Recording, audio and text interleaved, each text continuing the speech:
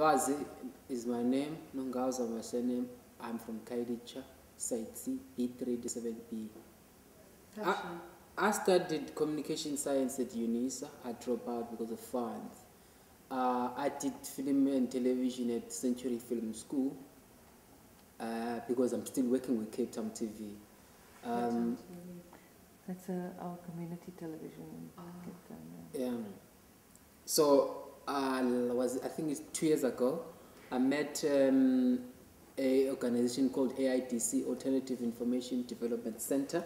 They do a lot of media stuff, alternative media, in terms of they write most of the time. It's all about writing and writing all the time. So because I loved writing since the time I grew up, and the reason I studied communication science at UNISA was I wanted to pursue a career in journalism. But the film came in, and after some time, journalism also came in and stuff. So preferable for now, I'm more onto writing. Okay. Like what kind of stuff do you write though? Okay, I'll tell you about the last article that I written. It's yesterday one. It's about the ACDP. They have marched to Parliament against the abortion law.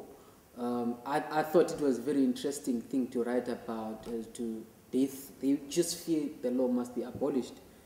I hold my own views, but I just had to go and cover the story and ask some people who has committed like abortion before, and the experts were dealing with this thing, and their point of view. I mean, the ACDP, the guys were saying this thing must be abolished, and the parliamentarians who were there 13 years ago to draft this thing, because not all of a sudden this thing. I mean, they were sober, I think, when they were drafting this thing. So that was my latest thing that I wrote yesterday. Who did you write it for? I normally write it and submit it to West Cape News or to your website sometimes. No, it's not.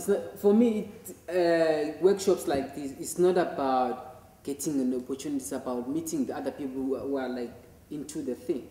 Because once you have that all information, or you think you have the skill, because sometimes you get too much theory and you don't get enough time to practice the thing.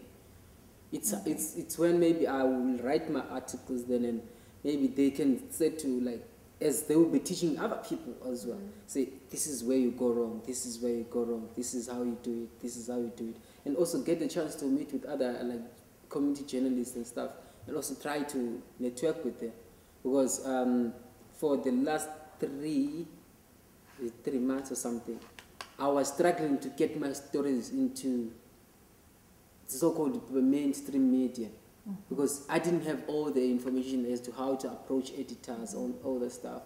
All I know is I can try and write my story and let someone to read it, and then that person is also an amateur. So if the amateur only give the amateur standard, you understand? So with citizen journalism, I was thinking, okay, this is a platform whereby people will say, yes, I think you've done well here, but you're still missing a line here.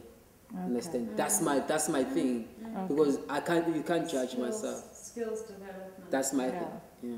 And if we just send you out here in the field now in Khayelitsha and say, go and get me an interesting story that you want to communicate to the international world, what story would you take? Housing.